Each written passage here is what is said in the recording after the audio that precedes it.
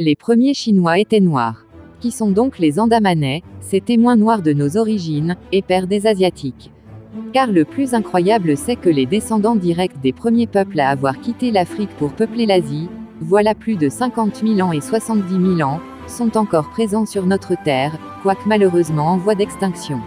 La science ne cesse de confirmer que les hommes modernes ont évolué à partir d'une origine unique, et non de multiples origines, comme certains experts le prétendaient depuis quelques années. Par exemple, la découverte de l'homme de Flores, ou Homo floresiensis, représentant d'une espèce disparue de l'ordre de primates et de la famille des hominidés, en 2003, dans une grotte de l'île indonésienne, avait par suite d'une erreur de datation, enflammé les milieux scientifiques. Il s'avérera que l'homme de Flore s'était éteint il y avait plus de 50 000 ans, et non 18 000 ans comme le soutenaient ses découvreurs. Cette erreur le faisait contemporain d'Homo sapiens qui avait déjà colonisé toute la planète.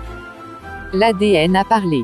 Une étude avait été menée en 2005 par un spécialiste en ADN, le chinois Jin Li, de l'université de Fudan à Shanghai, sur 165 groupes ethniques différents. Il avouait qu'il voulait d'abord prouver que les Chinois avaient évolué de l'Homo erectus, pour donner naissance à la population chinoise. Rappelons que le manuel scolaire chinois enseigne que les Chinois descendent de l'homme de Pékin qui serait issu du nord de la Chine. Or, le quotidien Hong Kong's Minpao rapportait que l'équipe de chercheurs avait découvert un marqueur génétique unique africain. La conclusion de ces chercheurs était claire. Le peuple chinois provient des premiers êtres humains de l'Afrique de l'Est qui se sont déplacés à travers l'Asie du Sud-Est vers la Chine il y a environ 100 000 ans. Il est de nos jours unanimement admis que le phénotype à peau noire, nez épatés, lèvres charnues et cheveux crépus était il y a 50 000 et 70 000 ans présent de l'Afrique à l'Australie, tout autour de l'océan Indien, et au vu des études génétiques que les Asiatiques modernes descendent au moins en partie de ces populations anciennes, le changement de type physique intervenant au fur et à mesure que la fin de la glaciation vurmienne ouvrait aux humains de nouveaux territoires au nord de la chaîne himalayenne.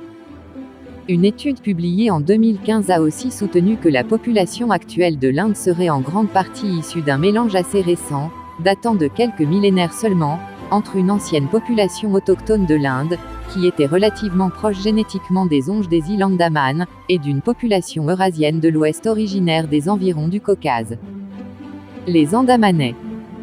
Ils font partie des Négritos qui sont probablement les premiers habitants homo sapiens de l'Asie du Sud-Est. Le terme Négritos désigne des populations de petite taille, à peau noire et cheveux crépus, vivant dans 3 zones géographiques du Sud-Est asiatique, les Itrema LES Andaman, la péninsule malaise, et les Philippines.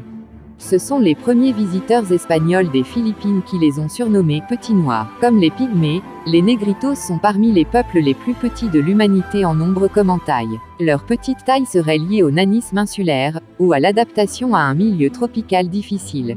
Ces populations descendent des premiers humains modernes arrivés dans la région, entre 50 000 et 70 000 ans.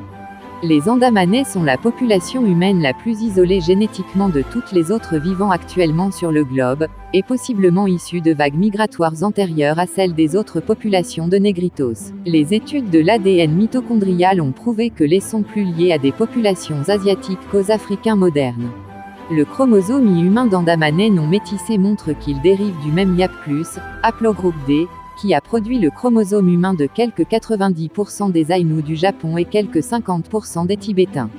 L'archéologue Kwang Chi-Chang a confirmé l'importance de la population noire au vu de fouilles entreprises. Les chroniqueurs ont rapporté également de tout temps l'existence d'un empire noir dans le sud de la Chine, Shangash Xinjiang dans importation des nègres esclaves noirs sous la dynastie des Tang 618 à 907, les photographies du peuple du Tibet et de différentes populations ou groupes chinois au début du siècle passé sont édifiantes. Mais où sont donc passés les Noirs de Chine? Comment peut-on expliquer leur disparition au sein de la population chinoise?